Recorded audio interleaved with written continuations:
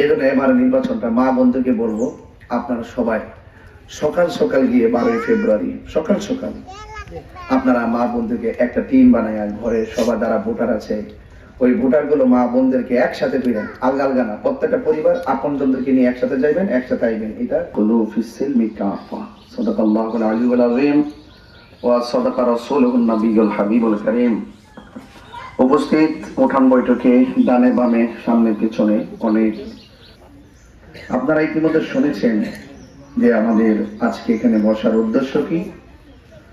আসন্ন ত্রয়োদশ জাতীয় সংসদ নির্বাচনে আমাদের সুন্নিদের নির্বাচনী প্রতীক হলো মোমবাতি। আমরা বিগত দিনে অনেককে ভোট দিয়েছি।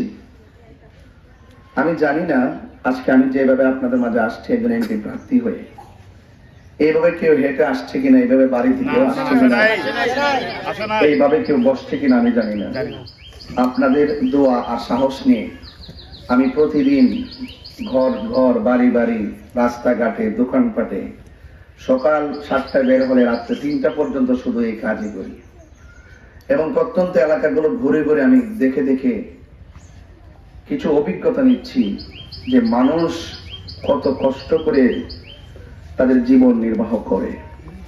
আর একটা মানুষ সে আপনার কাছে খাবার দিন প্রতিদিন চাইবে না, ওরা চাই যে আমার রাস্তাটা যেন ভালো থাকে, আমি যেন নিরাপদে থাকি, দ্রব্যমূল্যের দাম যেন সামর্থ্যের ভিতরে থাকে, জুলুম নির্যাতন হামলা মামলা যেন না করে, পাশাপাশি ন্যায় বিচার যেন থাকে, ঠিক না?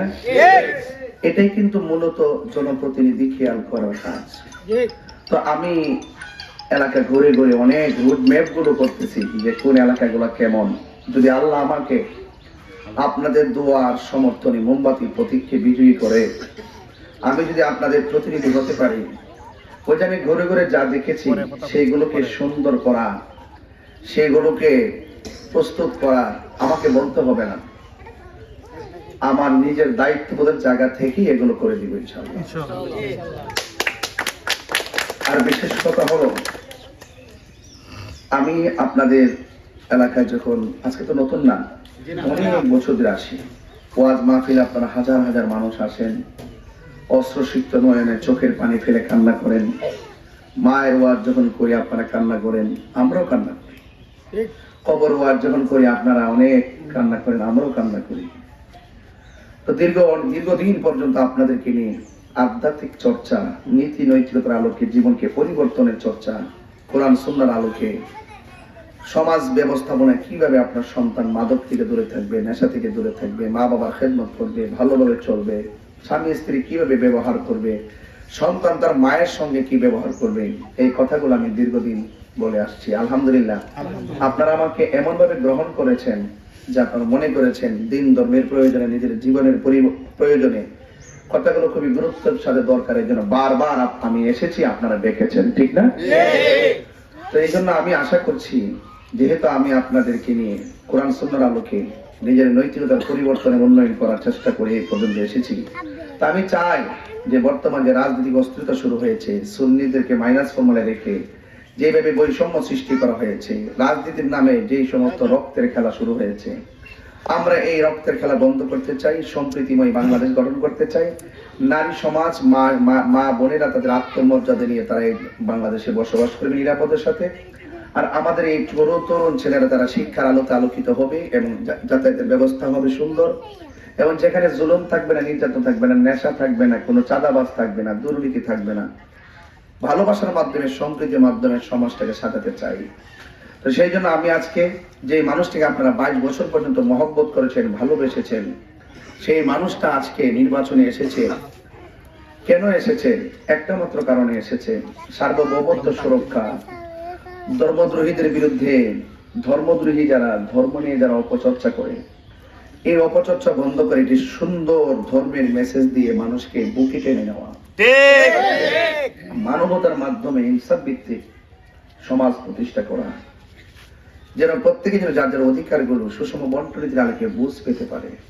যেমন আমাদের চা শ্রমিকরা আছেন, সারাটা জীবন তাদের সাথে অর্থনৈতিক বৈষম্য করা হয়েছে, এই টাকা দিয়ে এদের চলে, সবাই আইসা এসে দেখবেন জিলাপি খাওয়াইবো, খাওয়াইয়া কি ধরনের মানে অনেক ধরনের তাল বাহানা করে তাদের সাথে ধোকা দেয়, ধোকা। আমি আশা করবো চা শ্রমিক থেকে শুরু করে মেহনতি মানুষের চিরস্থায়ী সমস্যা সমাধান হইতো, নাকি একদিন ছেলে ফিগা হলে চলবো, একদিন সুন্দর করে বুকে টেনে নিলে চলবো? মহব্বত হৃদয় ধারণ করতে হয়। আমি যাকে মহব্বত করবো হৃদয় দিয়ে মহব্বত করবো, মানুষকে খুশি করার জন্য না। এই জন্য এবার নির্বাচনটা মা বন্ধুকে বলবো, আপনারা সবাই সকাল সকাল গিয়ে 12ই ফেব্রুয়ারি সকাল সকাল আপনারা মা বন্ধুকে একটা টিম বানায় ঘরে সবার যারা ভোটার আছে ওই ভোটার গুলো মা বোনদেরকে একসাথে তুলেন, আলগা আলগা না, প্রত্যেকটা পরিবার আপনজনদেরকে নিয়ে একসাথে যাইবেন, একসাথে আইবেন। এটা নিরাপদ যেমন সুন্দর তেমন, সময়টাও বেঁচে যায়। কথা কোন ঠিক? অবহেলা করবেন না। আমি বাড়িতে এসে বলে গেছি, অনেক মা বোনরা এখানে আছেন, আপনারা সবাই সকাল সকাল গিয়ে আপনারা মোমবাতি প্রতীকে ভোট দিবেন। আর আমার বাবারা যারা আছেন আপনারা সবাই সিদ্ধান্ত দিবেন, আপনারা মুরব্বী বাবারা যারা ঘরে আছেন আপনার সন্তানদেরকে সিদ্ধান্ত দিবেন কেন মোমবাতিতে ভোট দিতে হবে, এই জন্য দিলে লাভ হবে কি। আমি আবারও বলছি, আমাকে আপনারা যেভাবে পান, যেভাবে দেখেন, আমি সত্যিকার অর্থেই যে কোনো ধরনের গেট আপ নিয়ে যে চলা, এটা আমি মানে ছোটবেলা থেকে পছন্দ করি নাই। আমি মনে করেছি আমি একজন মানুষ, আপনি একজন মানুষ, চা শ্রমিকরাও মানুষ, মেহনতি মানুষও মানুষ, মানুষ হিসেবে মানবতা রাজনীতি করতে এসেছি। তাই জন্য আপনারা সবাই মোমবাতির প্রতীকে ভোট দিবেন, আমার জন্য দোয়া করবেন। এবং আর আসতে পারি কিনা জানি না, সময় তো অনেক অল্প, বাকি যে 10টা 8টা দিন 9টা দিন আছে, আপনারা সবাই নিজ দায়িত্বে যার যার ঘরগুলা গুছাইয়া সবাই প্রস্তুতি নিয়ে রাখবেন, ঠিক আছে তো ইনশাল্লাহ? আর আমার জন্য দোয়া করবেন। আসসালামু আলাইকুম ওয়া রাহমাতুল্লাহি ওয়া বারাকাতুহু।